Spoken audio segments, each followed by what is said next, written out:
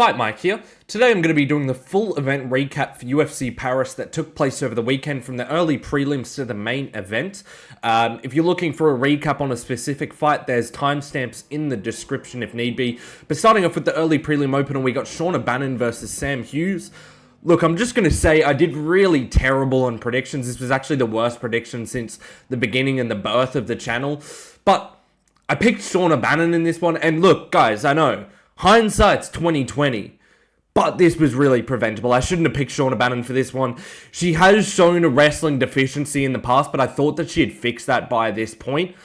But Sam Hughes was really able to show levels in the wrestling and grappling. She took down Shauna Bannon every time she attempted, and every time she was able to keep her down for the entirety of the round, getting some good ground and pound off, and she ended up getting a rear naked choke when Shauna Bannon tried to get up in the second round.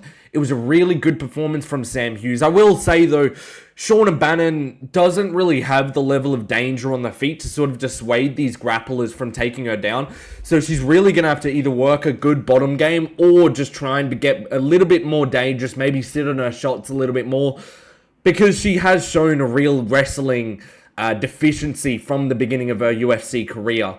Moving on to the next fight, though, we've got Andreas Gustaffsson versus Rinat Fakretdinov. Like most people, I went with Andreas Gustaffsson to break Rinat Fakretdinov as the fight went on.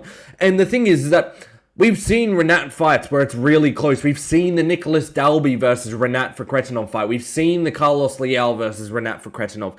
We've seen, who was the other one? Alessio Zaleski dos Santos versus Rinat Fakretdinov. And we watch these fights and we think that someone's gonna beat and edge out Rinat, because he keeps getting these decisions where it's like it's a very close fight, but he's just given the decision. A lot of these ones, especially the Carlos Leal and the Nicholas Dalby fights, I thought Rinat lost both of those fights. So I think we thought that Andreas Gustaffsson was going to be finally the guy to outwork Rinat Fakretdinov, as he is a very good fighter. He's got very good Greco-Roman style wrestling. He's got fantastic cardio. He's very, very strong.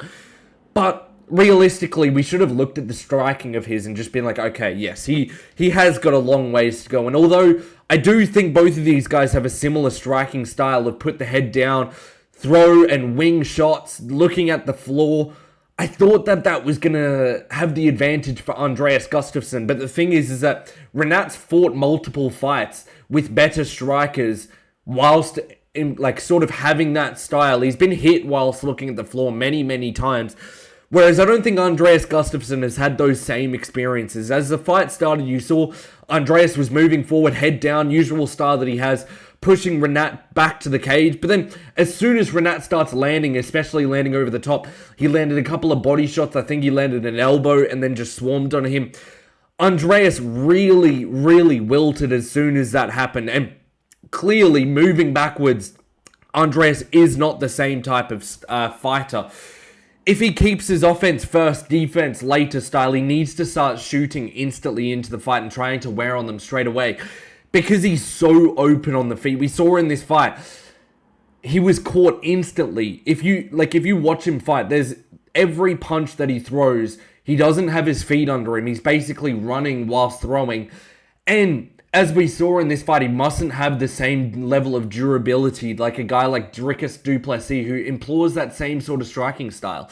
You really need to be that durable. You really need to be having that good eyes to be able to employ that sort of striking style. And Andreas Gustaffsson does not have that yet. That's why I think he really should be shooting instantaneously into fights, because he needs to be wearing them out to where they're also that level of sloppiness like Andreas Gustafsson's striking. Wasn't a good performance from Andreas. Needs a massive step down after that one. Moving on to the next fight, we got Brad Tavares versus Robert Bryzchek. I went with Brad Tavares decisioning Robert Bryzchek, and look, I know I'm going 0-3, but we all thought the same. I know we did, because no one can watch the Robert Bryzchek versus Ihor Potieria fight, where Ihor took it on a couple of days' notice, and Ihor barely can get a win in the UFC. We saw Ihor beat Bryzchek very convincingly, but this looked like a completely different Bryzchek out there. he must have made some improvements. He's been out of the cage for about 18 months and he looked completely different. He was hitting Brad Tavares with nice three-piece combinations, hitting him to the body, slipping shots and countering over the top. Especially against the cage, he was really beating up Tavares, going like straight to the head, hook over the top, double body shot, while slipping all of Tavares' counter shots in return. It was a really, really good breakout performance for Robert Bryzchek. A problem with Tavares, though, that he's really had across his career, but it's really showing now, is that if he moves backwards, he's genuinely only got a jab and a leg kick. And he gets super gassed out if he's moving backwards. He can't plant his feet, he can't throw very well. And Bryzchek was able to go out there and pressure Tavares against the cage. And then round 3 was able to get a beautiful finish on him. And each time that Tavares was corner, he would just get beaten up against the cage and he really refused to go forwards in the fight. And that was able to just give Bryzchek the win in that one. Moving on to the next fight, we've got Sam Patterson versus Trey Waters. This was the first fight of the night that I got correct. I thought Sam Patterson was going to be able to get a KO in this one, and I did call it to a T. The thing is that we've seen about Trey Waters, I said this in the prediction, is that he's so tall and he's used to fighting opponents that he's way smaller than them, that he kind of gets caught in counter mode a lot. And he did exactly that in this fight. You can't be countering someone the exact same height as you. You can't be countering someone as you're leaning back when you're the same height and same size of them. And he did this across the entire fight. He was trying to slip the jab of Sam Patterson, constantly slipping inside, slipping outside, trying to set up with some body shots as well. And he had his hands down the entire time, which is such a bad idea against an opponent just as tall as you. But Sam was able to slip a counter, putting a right hook, slipping a counter, hitting him with a counter right hook, getting Trey out of position, firing back a 1-2, wobbling Trey, finishing him up against the cage. I thought it was a good stoppage, and I think that Sam Patterson's looking like a real good prospect at this time. Moving on to the next fight, which is Hardwick versus Kaue Fernandes. This was a clinic from Kaue. Realistically, though, Harry didn't really stand much of a chance coming up in 3 days' notice. Up a weight class in his UFC debut. All of the odds are stacked against him. But this was a great performance from Kaue. Kaue started off on the back foot, landing shots early. But Harry made the error of leg kicking the leg kicker way too early in this fight. A lot of people are going to disagree with me. This is kind of a hot take of mine. But I think a lot of leg kickers don't really leg kick a lot in their fights. Think of Aldo late in his career, which is due to injury. Think of Gaethje now, or Jonathan Martinez, or Khalil Roundtree is another really good sort of guy to point out that does this. But when you've got a really good leg kicker, I always find that when you start to leg kick them, they really slam you back with leg kicks, and that's when they start really having a leg kick type style. Think of Khalil Roundtree versus Jamal Hill. I actually picked Jamal Hill on the stance that Khalil hadn't thrown leg kicks for about 3 fights. And one of those fights was against Anthony Smith, who has like a known deficiency that he would always talk about with leg kicks. And instantly in the Jamal Hill fight, Jamal Hill threw about 5 leg kicks in the first 2 minutes against Khalil. Hard leg kicks, which I think made Khalil return with the same sort of hard leg kicks to deter Jamal Hill. But when he realized that he hurt Jamal Hill's legs, he really targeted him.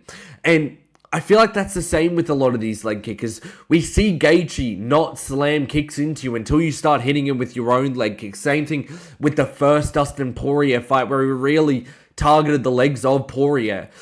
Poirier started to throw a lot of leg kicks in the early parts of those fights, and it sort of like reminded him of doing those leg kicks back to them. Same thing with Jonathan Martinez versus, who's the guy that just fought Piotr? I'm just drawing a blank on the name here, but Marcus Mcghee. When Jonathan Martinez fought Marcus Mcghee came out throwing a lot of leg kicks, and it seems like these guys, they feel the strength of someone else's leg kick, and they're like, oh, I can hit a lot harder than this, and they get reminded that they can throw much better leg kicks. And I think these guys who are coming up against guys who have stopped people by leg kicks, like Kaue Fernandes has in the past, they need to come in thinking, okay, I'm just not going to leg kick this guy. I can't remind him that he's got good leg kicks, otherwise he's going to really batter my legs. So, not saying that Harry Hardwick's going to win that fight. I just think it's a kind of interesting point to come up against, because we see this time and time again. These leg kickers don't leg kick, and then one random fight when someone leg kicks against them, they start slamming the leg kicks. But Kaue, Really had a clinical game plan in this one. He was coming out there countering Harry Hardwick well. Harry showed a pretty good chin in this one, but he was able to finish him with those leg kicks. I'm excited to see Harry Hardwick actually fight a featherweight in this next fight, though. Moving on to the next one, we've got Marcin Tybura versus Ante Delija. Yet another fight I got wrong. Really not a good card for me, but I'm happy to get this one wrong because Delija looks like an animal. We need this type of fighter in the heavyweight division. He got the round 1 KO over Tybura, swarmed Tybura early, landed a couple of heavy shots. Tybura got the clinched up against the cage, and once they separated, Delija just got the KO. I'm glad that Delija also showed that strength against the cage and strength to defend those takedowns. He looks really strong, and he has extremely fast hands when moving forward. It was really good performance from him. Typical Tybura loss, I will say that. It's sort of like if Tybura can't get you down, he can't land on you at all, he ends up getting finished up against the cage. Great performance, though, from Ante Delija. I want to see a jump up in competition for him now, and I'm so excited to have an athletic heavyweight for once in our heavyweights division history. Moving on to the next fight, we've got Oumar Sy versus Brendson Ribeiro. Fantastic performance from Oumar Sy. I thought he would get it done by decision with the grappling, but he got a good finish on Brendson Ribeiro. I'm impressed with Oumar Sy's performance, but people calling for him to get a ranked opposition, they are the problem. He beat a guy who's 2-4 in his last 6, who's been finished in 3 of those fights. This was sort of like a back-on-track win for Oumar Sy. He really should have won this fight.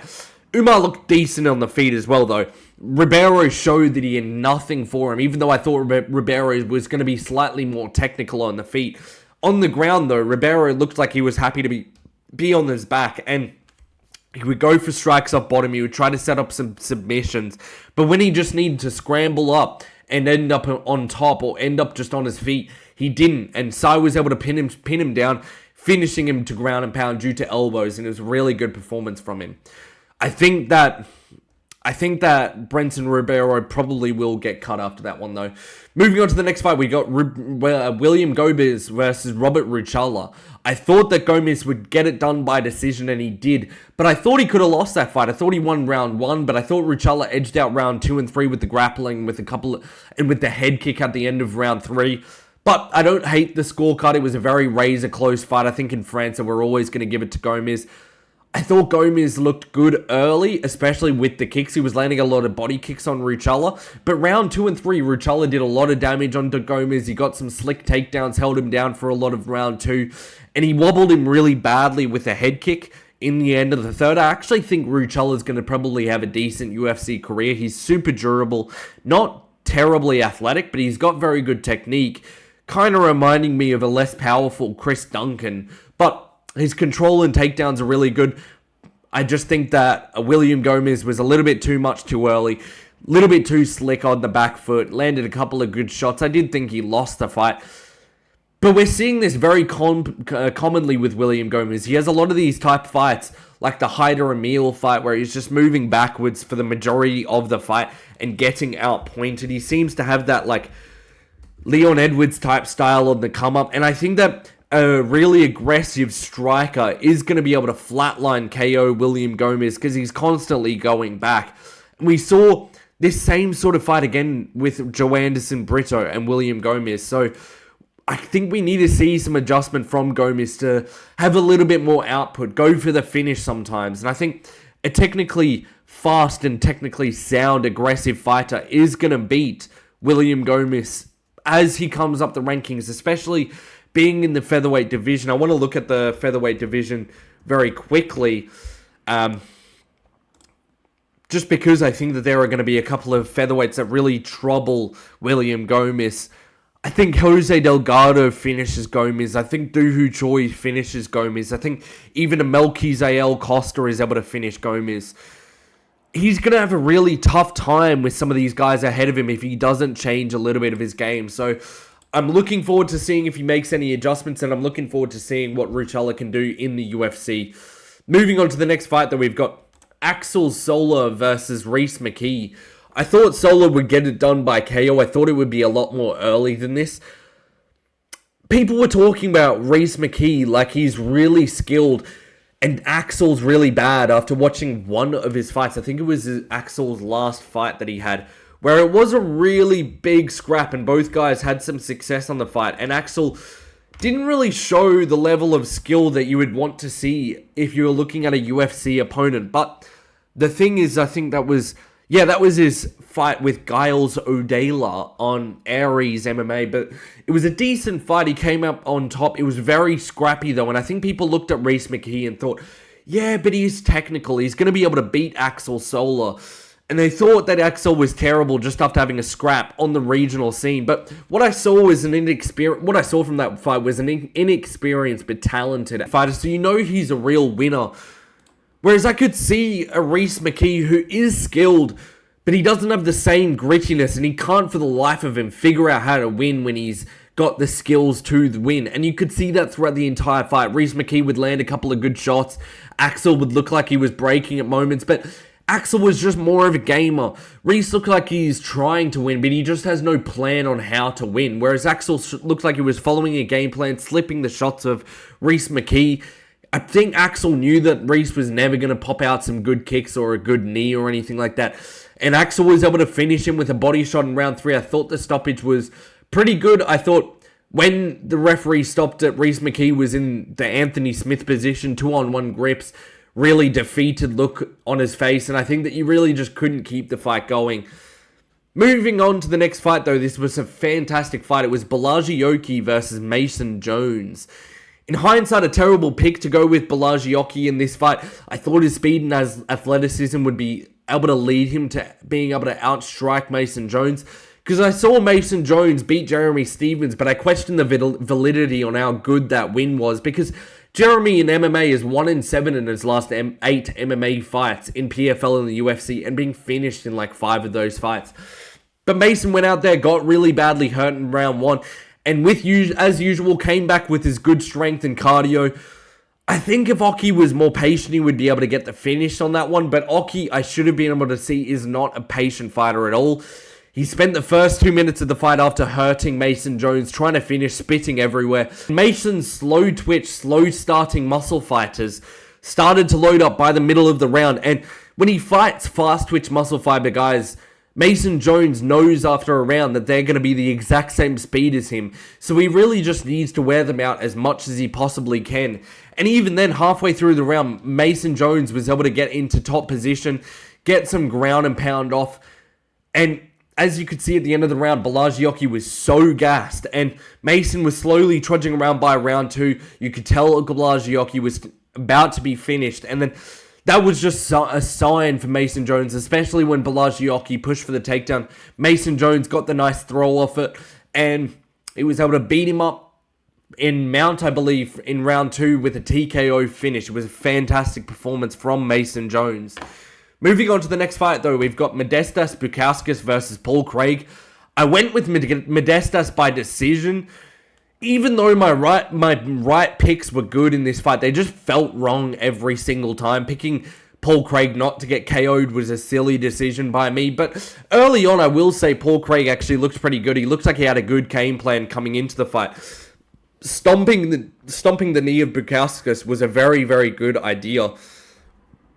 It almost looked like Bukauskas had PTSD from the Khalil Roundtree injury, but the boxing of Paul Craig has always been his biggest weakness. His chin is constantly up. Modestas was looking sharp early. He didn't fall into Paul's game of playing around on the ground, but Paul jumped guard at the end of the round after getting outstruck pretty comfortably in the first 4 minutes and 30 seconds and just got pounded on in the last 20 seconds. In the last 10 seconds, Bukauskas just decided to rain down elbows from hell, knocking out Paul Craig at the end of the first round. It was literally at minute 5 flat that he got the KO. It didn't look like Paul Craig went out cold, but it looked like he was just unable to continue, similarly to Jeff Neal, where neither of them were out cold, but it looked like they had no idea where they were and just completely unable to continue. Great win from Modestas Bukauskas. We need to see a step up in competition for him. Moving on to the next fight. This was probably everyone's worst prediction. Benoit Saint Denis versus Mauricio Ruffi. Like a lot of people, I went with Mauricio Ruffy by flatline KO, specifically with a flying knee in round 1, and boy was I wrong. First, I got to admit it. I've seen people online shit-talking people who have talked about Ruffy like he's the next big thing. And you'll see so many guys right now who are going to be denying it. They're going to be saying, no, look, I didn't say that Ruffy could beat Topuria. I just said he would be a hard fight. I'm not going to be one of those guys who are denying it. I was so high on Ruffy. I took all of the hype. I bought into every little bit of it. And I was one of these guys making videos saying, dude, I swear to God, he's got the stylistic difficulty for Ilya. And I think even though Ilya's going to flatline him later on, he's going to cause a lot of problems for Ilya. Stylistically, he's really difficult. But this was a real awakening for me. I really just have to stop listening to a single person who is a fighter talking about their peers, especially if they know the fighter specifically. Because whilst I didn't necessarily just buy into the hype whilst watching Ruffy fights, I was listening to guys like Henry Cejudo talking about Ruffy like he was the next coming of God, and that he was the truth behind the fighting nerds. He was the reason why they're all so successful. He's the reason why they're all so slick on the feet. He's got this all figured out on his own. He's got a system that you follow, and it's like, man, he just doesn't. Like, it's no different to anyone else. Shut up, Henry Cejudo. You were actually a pivotal point to why I picked Ruffy to win this. Why I was like, oh yeah, but Henry Cejudo went there, a gold medalist in wrestling, and he just said that Mauricio Ruffy, top to bottom, is just a complete fighter. And it's like, no, he's just not. And the thing is that anyone who's ever trained with Ruffy and the fighting nerds has said Ruffy is easily the most skilled person that they've ever seen. He has a system like no one else could fathom. But if you just don't buy into that and you watch Ruffy fights without all the background noise of hype, this was a predictable outcome. That's the thing. It really was a predictable outcome. And he's shown to be not nearly the same fighter in round 1 as he is in round 2. And I just thought that BSD wasn't also going to be that same fighter. But even then, like, why? Why did I even think that? Why did I think that BSD was going to get slept out cold in round 2? If Ruffy was given the chance, because we've seen every time in round 2, even against Jamie Malarkey, you could see his arms and legs weighed a ton to him. And the thing is that you just know that he's never going to be as explosive after round 1. Round 1, he's like the most explosive person anyone's ever seen. He's very fast, he's very slick. And then round 2, the round starts and he's pale as can be. He's not nearly the same speed or slickness. And the thing is that even though people talk about Ruffy like he was the next coming of McGregor, and although I will say the stance is similar, the low lead hand, the sort of like karate style, it is pretty similar. And they're both very slick fighters. But there's one thing that Conor McGregor has that Ruffy just never had, and never probably will have. It's that one-shot flatline KO power with a punch. Ruffy, don't get me wrong, he's got the timing. Conor McGregor had both the timing and the power, but you would see Conor McGregor versus Diego Brandao, and he would just flatline KO him, or against Marcus Brimage, where on the early fights, he just flatline KOs people. Dustin Poirier, the first fight, catches him behind the ear and just slumps him out cold. It's just a thing that McGregor has that Ruffy just never had throughout his entire career. That's the thing. People compare Ruffy to McGregor with the style and cardio, but he doesn't have the same one-shot KO power. I think although Ruffy's really slick, he's got very good one-shot KO power with his kicks, doesn't have the one-hitter quitter with the punches at all. And the way that he was fighting BSD, was fighting him like he was eventually going to catch him with a counter hook, or he was eventually going to catch him with one of those fluke-like techniques. But he wasn't trying to win rounds. He was trying to win split seconds of the fight. And that's in a decision that's never going to win you the fight unless you can drop them multiple times. And he already didn't drop them multiple times. But talking about the fight, Benoit got the takedown very, very early on Ruffy. And he put Ruffy into mount. And he tried to set up the arm triangle against Ruffy. But Ruffy, trying to get up, gave up his back. He was able to shake Benoit off the top and end up on top. But then he does the stupid error of just standing up. You're in top position. You can dominate parts of the round, and you go to stand up. Benoit instantly reshoots after he stands up, gets him down, gets control, and Ruffy's now using all of his strength to get back up after just doing that a minute before. And then the thing is that end of round 1, Ruffy was able to get back up, and then on the feed he looked really slow. And then when it gets to round 2, they can't pan back to Ruffy, and he looked so pale, spent, breathing heavy. And even though he had a bad round, but it wasn't a terrible round, the coach was talking to them like he was completely panicked. For guys with good cardio, that's not usually what the advice is. A good example of this is last week, if you watch the Contender Series, Tomek McMillan got the shit beat out of him for the first round. Dominated in the first round, dropped multiple times, almost submitted and had his neck wrenched off. And instead of being frantic like Rufy's corner was and saying, oh, we got to get a finish, the first thing Tim Welch said, people talk about Tim Welch like he's a bad cornerman, but this is actually good advice. First thing that he said to Tommy McMillan after McMillan got dominated in the first round was, that's exactly how we thought it was going to go down. We know what to do now, even if that's not the case. It shows me two things. It shows me Tim's confident that McMillan has the gas tank to win the next two and actually win and prepared for a really tough fight. But it also shows me that Ruffy's coach did not think he was winning over 3. He was saying things to Ruffy like, go further out of range, you can counter more effectively there. Go for the KO, load up more on your shots. But I just think that that's the wrong advice. If you think that your guy can win over 3 rounds, if you think that they got the gas tank to last over the 3 rounds, you'll be telling them the Gaethje advice. The advice that Gaethje was told in his Tony Ferguson advice. I'm sure you've all seen it, where they're just saying, where it's Trevor Whitman saying, just take 10% off your shots and you'll be able to finish him. And it's like, that is the exact advice Mauricio Rufy needed in that fight. He needed to try and win all of these exchanges and keep tagging him, and eventually he would have put Benoit down. Instead, they spoke about it like it was a KO or nothing, like a win or bust. Like he had to get that flatline KO, otherwise he was done in that fight. Round 2 came around.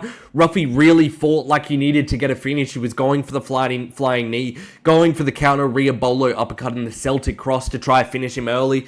But Benoit was able to pressure him up against the cage, got him down. Rufy again reverses him, yet again, gets up, yet again. And then as soon as they get back up, Benoit just reshoots, taking him down, trapping his arm behind the back, getting the face crank, getting the hooks in.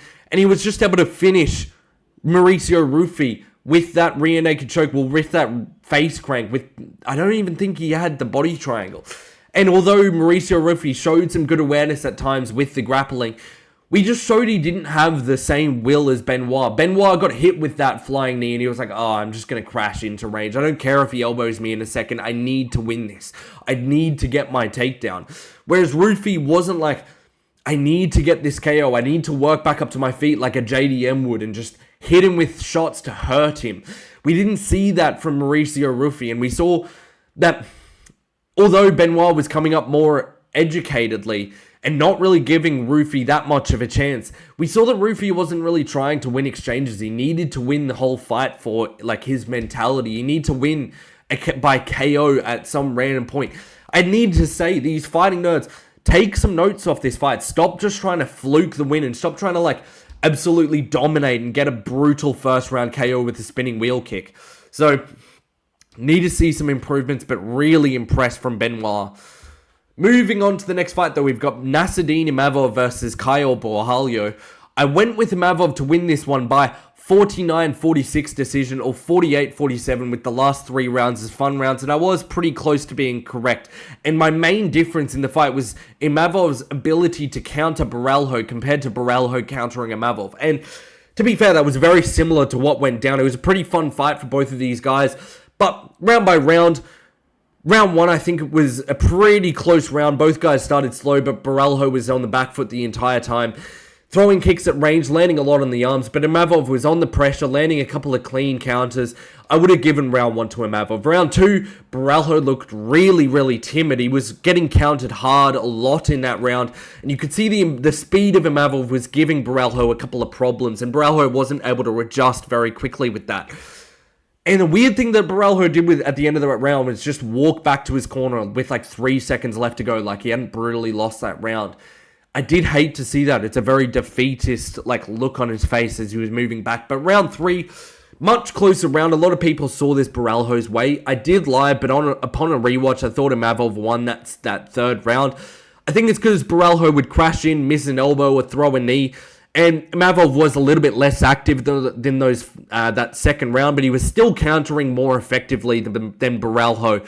Round 4, Imavov was teeing off on Borralho, landing at a really good clip, and Borralho really didn't land anything of value. Round 5, another close-ish round compared to round 3, and it probably goes Borralho's way. Both guys were landing good shots.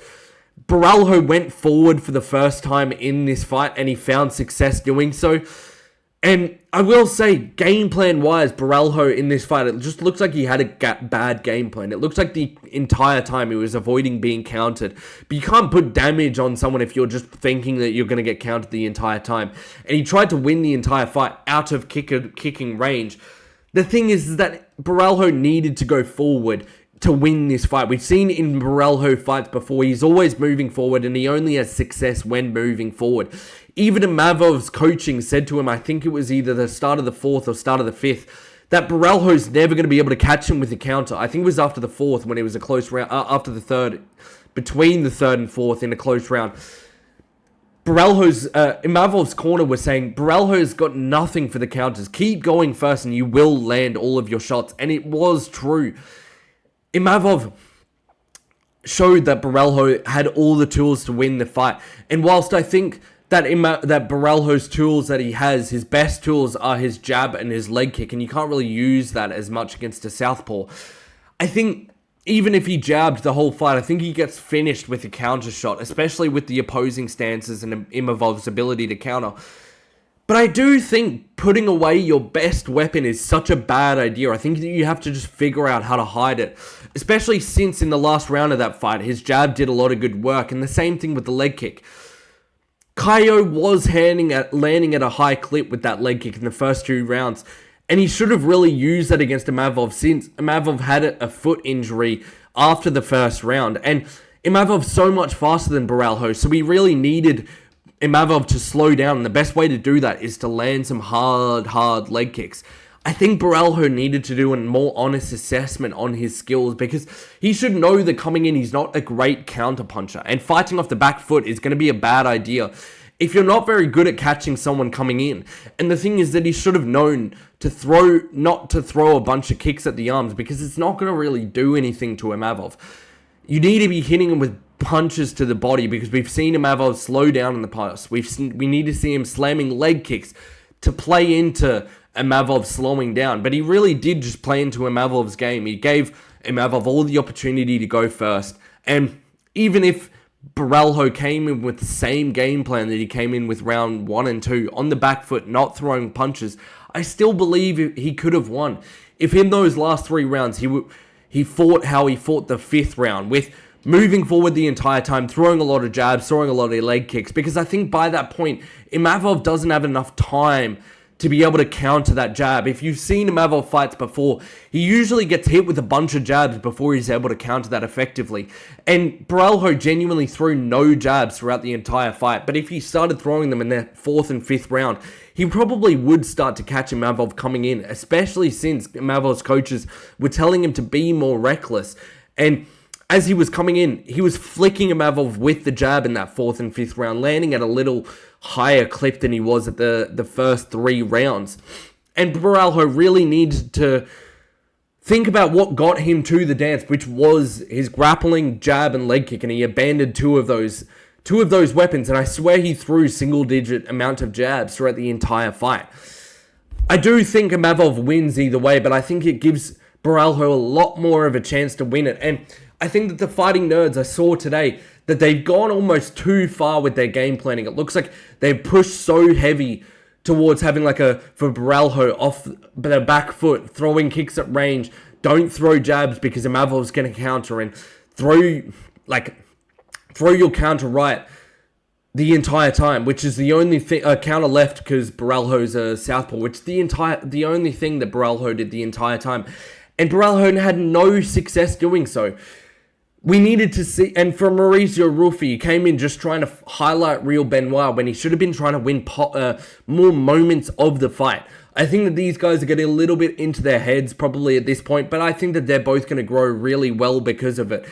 And I think that Gene Silva's going to have an absolute star-studded performance against Diego Lopes now that these two fighting nerds have been sent a piece of humble pie. So I'm interested to see that one. Let me know what you thought of the video in the comment section below. As always, leave a like and a comment if you enjoyed the video, and I'll catch you in the next one. Peace.